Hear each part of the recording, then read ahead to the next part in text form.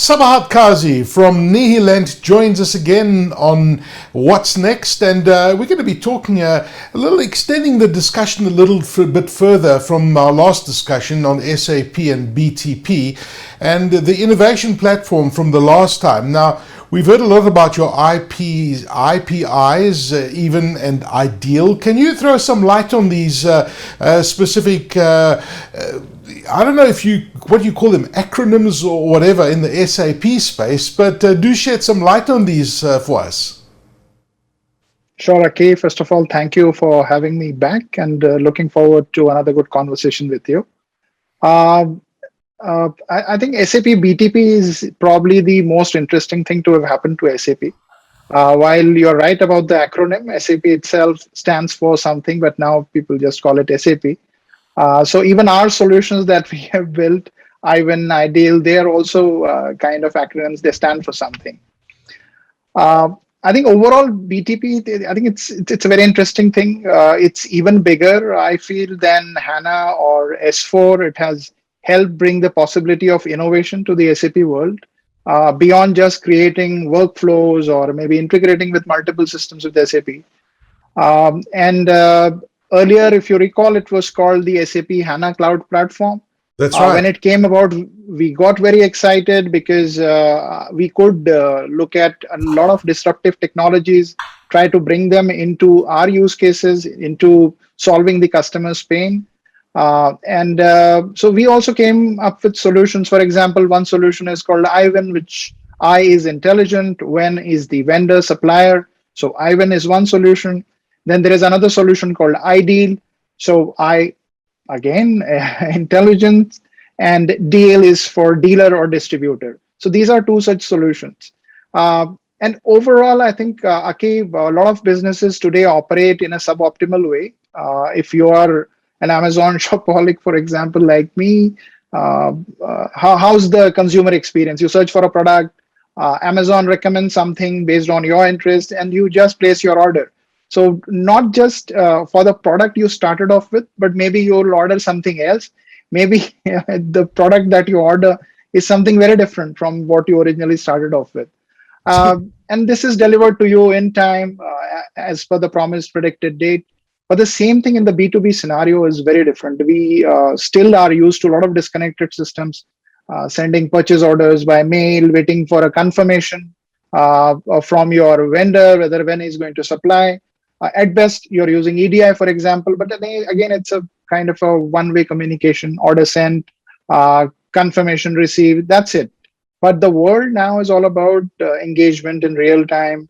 If you really ask businesses, are they truly there yet? I think most supply chains today, they are pretty much rely on one-sided communication, for example. So I think a lot has changed with BTP.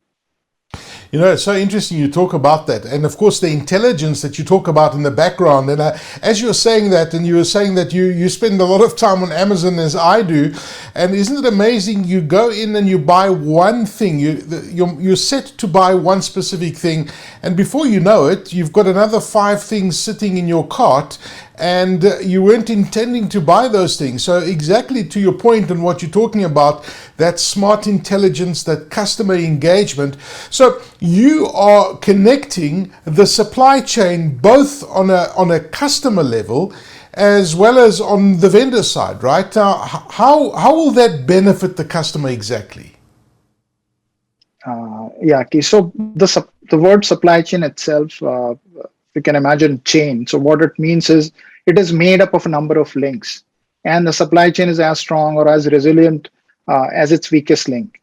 If you're into manufacturing, if you're into consumer goods products, for example, you'll need raw material suppliers who'll supply you raw materials, you'll process them, and then you'll supply to through a channel to your end customers or your consumers. Yes. Now, if you are not able to supply those raw materials in time, you cannot produce the goods for sale, and you're looking at a loss of revenue, for example, among other things, even a loss of your brand image as well. So if the chain is not taut or it's not reactive, because many times you see you have a slack in a chain, when you pull on one side, it takes time before the other side is also pulled up, right? So if the same thing happens in an organization, I think you will lose revenue. You will lose the brand name, as I mentioned earlier, if you're not able to supply.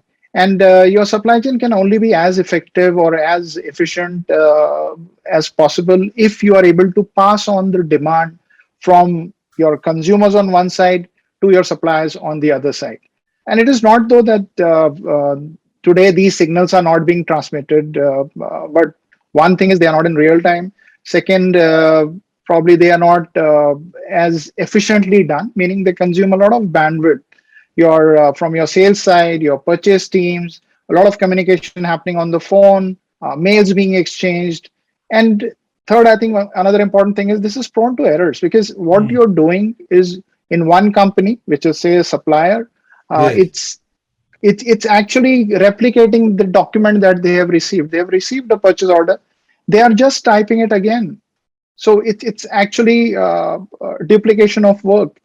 And there is a delay, there are errors. I know of a CPG company where it took at one point of time, a couple of years back, almost 3 days before a customer order could actually be put into the company's systems for it to be processed. So it's not the transit time that you're losing on. Stock was there always. It is simply because the order processing was delayed that you lost time. So it is these inefficiencies that we are trying to solve using our solutions. iVEN is one example. An ideal does it on the distributor or the consumer or the dealer side. So it's become easy. Not just that, as I mentioned, it's like an Amazon experience. You're engaging with your dealer or distributor. Mm. You're also getting get to show recommendations. So if your dealer is going to place an order for X product, like you and me, you'll have more than one product in the cart because he gets to see what are the promotions going on. For example, based on the past history, there are certain SKUs which will automatically get populated in this shopping cart. So I think that helps drive revenue. You when you plan better, because the systems are now connected in real time, there is less chance of you producing obsolete goods. There's less chance of producing stock which may expire on in your warehouse itself before even going into the market because there's no real demand because the systems that you are using, they're Yes. not giving you the information in real time. So all this, I think, impacts revenue, cash flow, and obviously the customer satisfaction as well.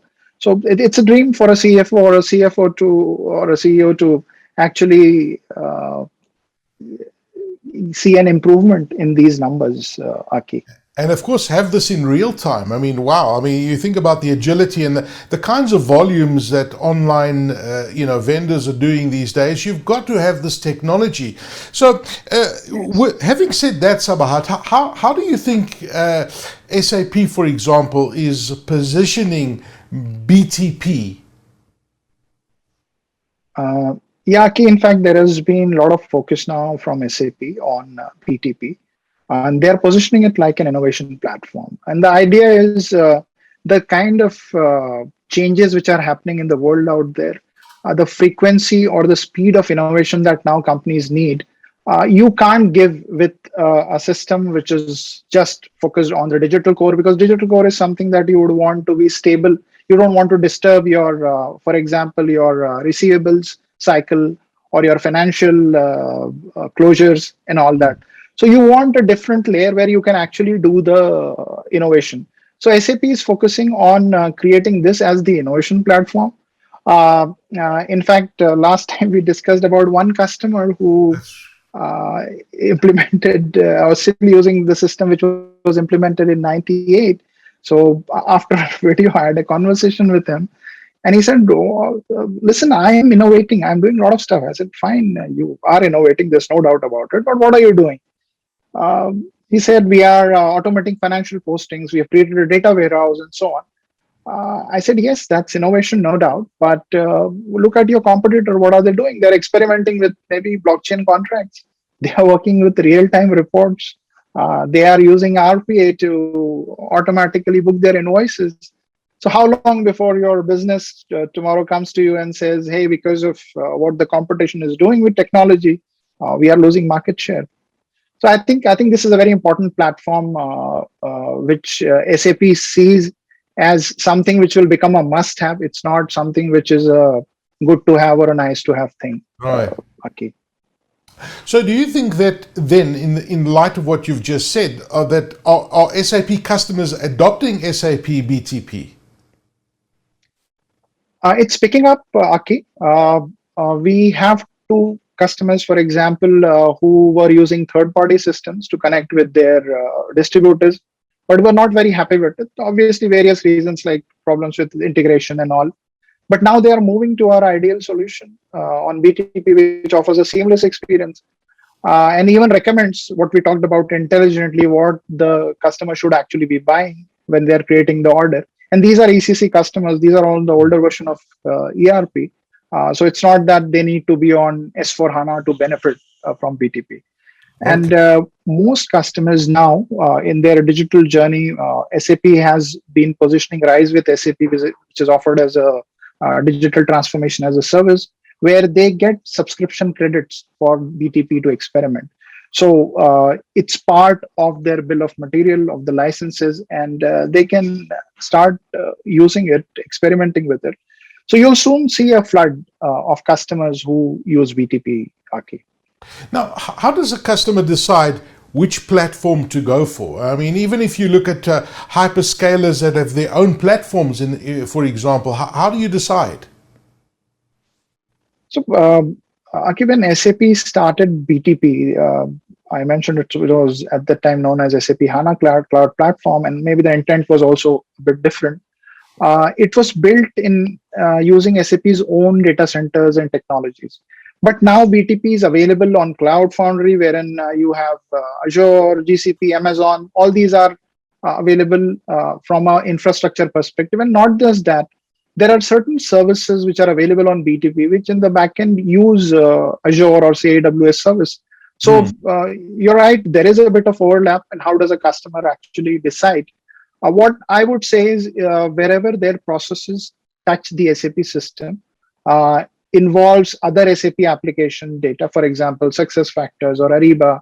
If their majority of ERP, CX, supplier systems are SAP, then I think BTP is the best option. And the advantage is primarily because it is seamless. It offers almost the same kind of services which are available on these hyperscalers. And you can connect multiple SAP systems. You'll have customers, SAP customers who don't just use the ERP, they also use the other solutions as well. So integrating them together becomes very simple. No, it's really interesting. I mean, from a partner like Nihilent, what has changed for SAP for you guys and Nihilent with SAP and BTP, for example? Have there been significant changes? Yeah, so as a SAP partner, we have been primarily doing consulting, implementing, maintaining customer systems till now. We have also been doing a lot of custom development because there are certain white spaces, there are some unique requirements which a customer would want built. And because of this, we had developed a lot of expertise in certain industry, even certain general needs that a customer would have where they would want a custom developed solution, for example.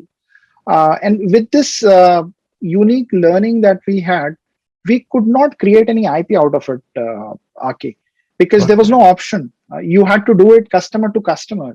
Right. But now with BTP coming about, you have an option of creating an IP and not just creating it, listed on the SAP store, for example. And it is available to the world. If I create an IP, I have solutions.